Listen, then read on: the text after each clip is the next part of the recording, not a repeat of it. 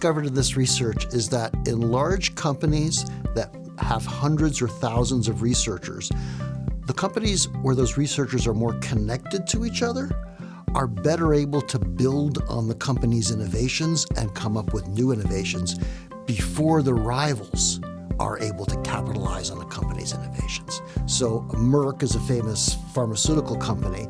It developed a drug that was very useful in treating hepatitis C. It turned out that the molecule that drug was based on had a part of it that was also useful for COVID treatments. But Merck did not discover that. Pfizer did. Pfizer built on Merck's innovation to come up with Paxlovid and earned tens of billions on that drug in the last few years, whereas Merck failed to build on its own research. Our research uses 3 different measures of how connected researchers are in a large company.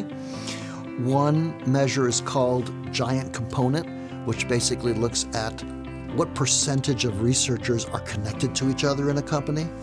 Another is a measure that measures the degree of dispersion of researchers in terms of who patents with whom. And then the third is what's called small worlds, where the idea is that you have clusters of researchers that patent together quite frequently, but occasionally 1 or 2 researchers from a group will patent with researchers from another group. That would be a small worlds measure.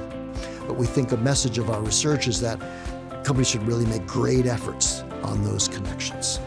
Yeah, so I had 2 wonderful co-authors on this research, Luis Rios, who's a professor at Purdue University, and Brian Silverman, who's a professor at the University of Toronto. So I've known Dick Mahoney since I arrived here.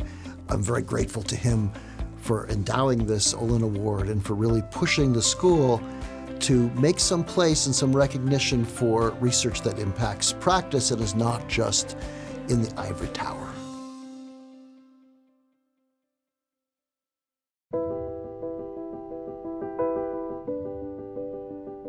Back in 2020, when the pandemic started, say in March or April, there were hospitals and locations which needed ventilators.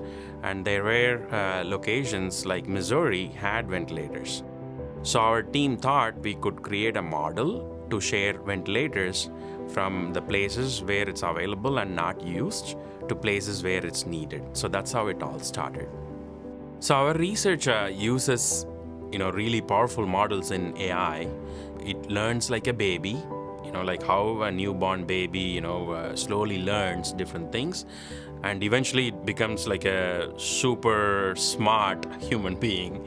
We call this model as an agent.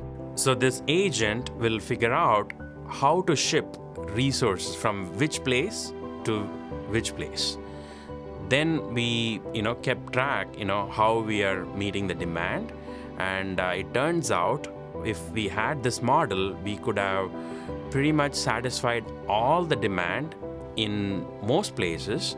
And even if in places like, like New York, where there was like high demand, we could have met 98% of the demand had we used a model like this.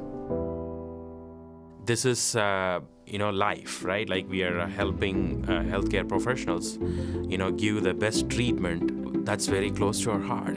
And we are trying to expand this research and also bring it to emergency rooms. And I think this research certainly reflects our values and our approach of being data-driven.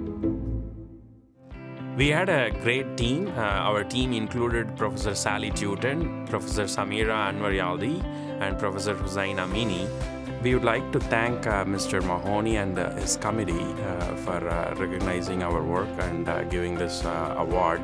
It's such an honor and an encouragement for us to continue doing this kind of work.